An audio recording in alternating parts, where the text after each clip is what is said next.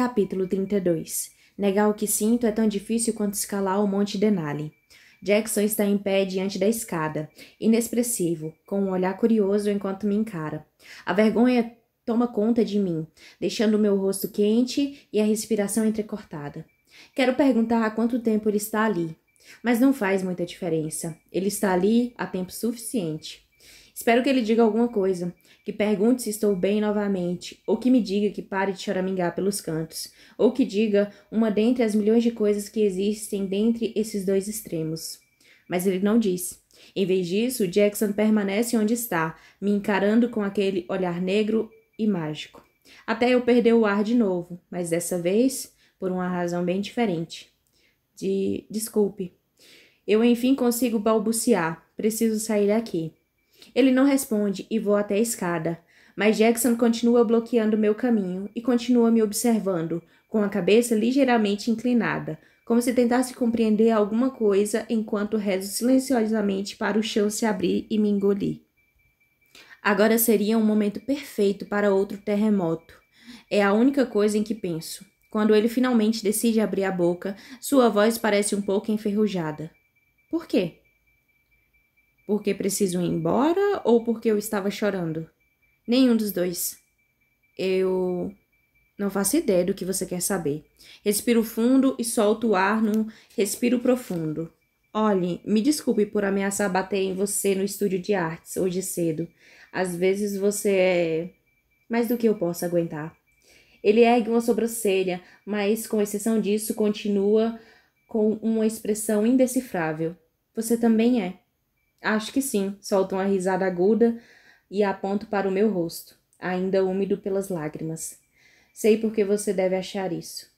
Estou apenas a uns poucos passos de Jackson, mas ele encurta a distância, aproximando-se até ficar a poucos centímetros de mim. Minha boca se torna tão seca quanto o deserto. Espero ele se manifestar, mas ele continua em silêncio.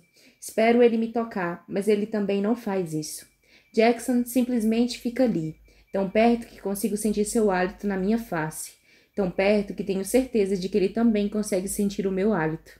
E ainda assim, seus olhos estão escuros, vazios, opacos. Passam-se mais alguns segundos que parecem minutos, até que finalmente ele murmura. Qual é a sensação? Qual é a sensação de quê? Estou confusa e até um pouco receosa de que essa pergunta seja a preparação de alguma pegadinha.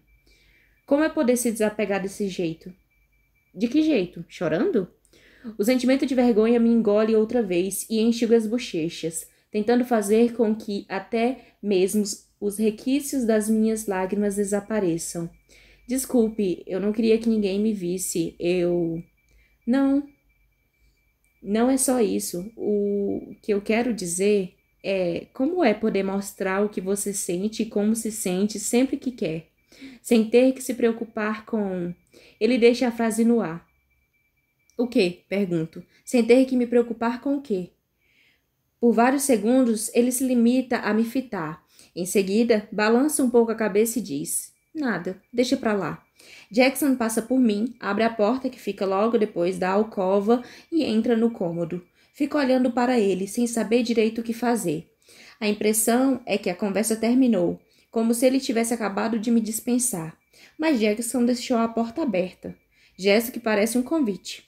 Continua ali por mais um minuto, indecisa, até que ele finalmente coloca a cabeça pelo vão da porta.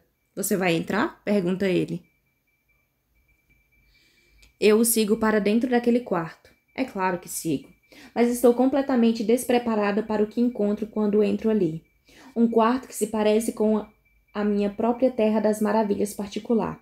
É impossível não comparar. Há livros por toda parte, empilhados sem qualquer ordem ou critério, sob praticamente todas as superfícies. Há 3 guitarras no canto, junto a uma bateria que faz meus dedos coçarem de vontade de encostar nela e de tocá-la, como eu costumava fazer na minha própria bateria quando eu tinha muitas coisas.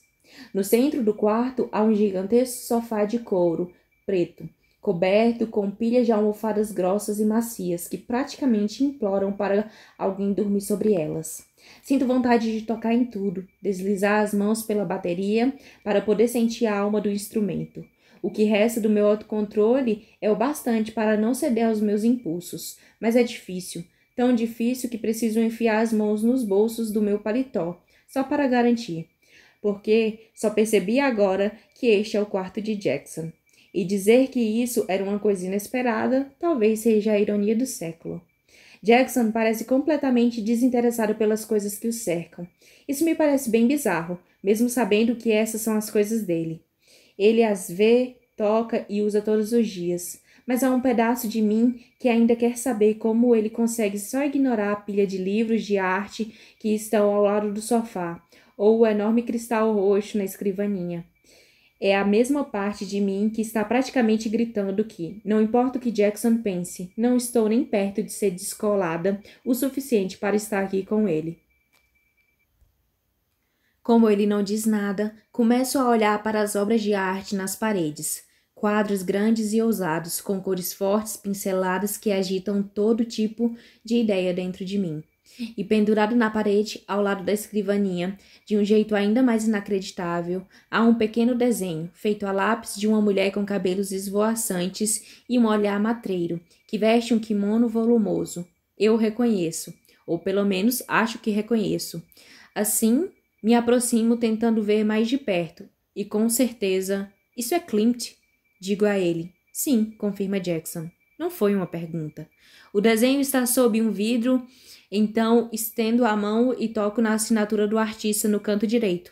É um Clint original, não uma réplica.